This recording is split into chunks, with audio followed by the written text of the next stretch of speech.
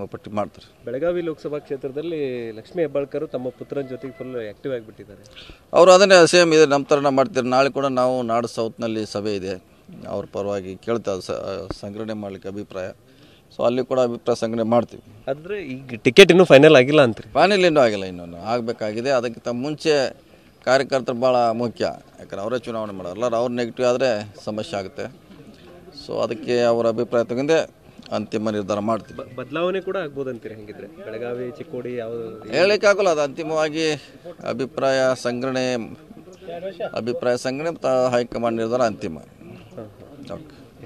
ಇದಿಷ್ಟು ಸದ್ಯ ಈಗ ಸತೀಶ್ ಜಾರಕಿಹೊಳಿ ಅವರು ಮಾತು. ಒಟ್ಟಾರೆ ಟಿಕೆಟ್ ಬದಲಾವಣೆ ಕೂಡ ಆಗ್ಬೋದು ಅಥವಾ ಕಾರ್ಯಕರ್ತರು ಏನು ಹೇಳ್ತಾರೆ ಅದಕ್ಕೆ ಮನ್ನಣೆ ಕೂಡ ಸಿಗ್ಬೋದು ಅನ್ನುವಂಥ ಮಾತನ್ನು ಹೇಳ್ತಾ ಇರುವಂಥದ್ದು. ಕ್ಯಾಮರಾಮನ್ ಪ್ರವೀಣ್ ಜೊತೆ ಸಹದೇವ್ ಮನೆ TV9 ಬೆಳಗಾವಿ. ಪಟ್ಟಿ ಮಾಡ್ತಾರೆ. ಬೆಳಗಾವಿ ಲೋಕಸಭಾ ಕ್ಷೇತ್ರದಲ್ಲಿ ಲಕ್ಷ್ಮೀ ಹೆಬ್ಬಾಳ್ಕರ್ ತಮ್ಮ ಪುತ್ರನ ಜೊತೆಗೆ ಫುಲ್ ಆಕ್ಟಿವ್ ಆಗಿಬಿಟ್ಟಿದ್ದಾರೆ. ಅವರು ಅದನ್ನೇ ಸೇಮ್ ಇದೆ ನಮ್ಮ ಥರನ ಮಾಡ್ತಾರೆ. ನಾಳೆ ಕೂಡ ನಾವು ನಾಡು ಸೌತ್ನಲ್ಲಿ ಸಭೆ ಇದೆ, ಅವ್ರ ಪರವಾಗಿ ಕೇಳ್ತಾ ಸಂಗ್ರಹಣೆ ಮಾಡಲಿಕ್ಕೆ ಅಭಿಪ್ರಾಯ. ಸೊ ಅಲ್ಲಿ ಕೂಡ ಅಭಿಪ್ರಾಯ ಸಂಗ್ರಹಣೆ ಮಾಡ್ತೀವಿ. ಆದರೆ ಈಗ ಟಿಕೆಟ್ ಇನ್ನೂ ಫೈನಲ್ ಆಗಿಲ್ಲ ಅಂತ್ರಿ? ಫೈನಲ್ ಇನ್ನೂ ಆಗಿಲ್ಲ, ಇನ್ನೊಂದು ಆಗಬೇಕಾಗಿದೆ. ಅದಕ್ಕಿಂತ ಮುಂಚೆ ಕಾರ್ಯಕರ್ತರು ಭಾಳ ಮುಖ್ಯ, ಯಾಕಂದ್ರೆ ಅವರೇ ಚುನಾವಣೆ ಮಾಡೋಲ್ಲ. ಅವ್ರು ನೆಗೆಟಿವ್ ಆದರೆ ಸಮಸ್ಯೆ ಆಗುತ್ತೆ.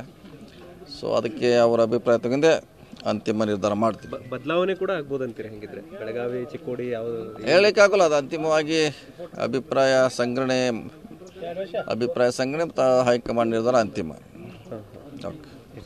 ಇದಿಷ್ಟು ಸದ್ಯ ಈಗ ಸತೀಶ್ ಜಾರಕಿಹೊಳಿ ಅವರು ಮಾತು. ಒಟ್ಟಾರೆ ಟಿಕೆಟ್ ಬದಲಾವಣೆ ಕೂಡ ಆಗ್ಬೋದು ಅಥವಾ ಕಾರ್ಯಕರ್ತರು ಏನು ಹೇಳ್ತಾರೆ ಅದಕ್ಕೆ ಮನ್ನಣೆ ಕೂಡ ಸಿಗ್ಬೋದು ಅನ್ನುವಂಥ ಮಾತನ್ನು ಹೇಳ್ತಾ ಇರುವಂಥದ್ದು. ಕ್ಯಾಮರಾಮನ್ ಪ್ರವೀಣ್ ಜೊತೆ ಸಹದೇವ್ ಮನೆ TV9 ಬೆಳಗಾವಿ.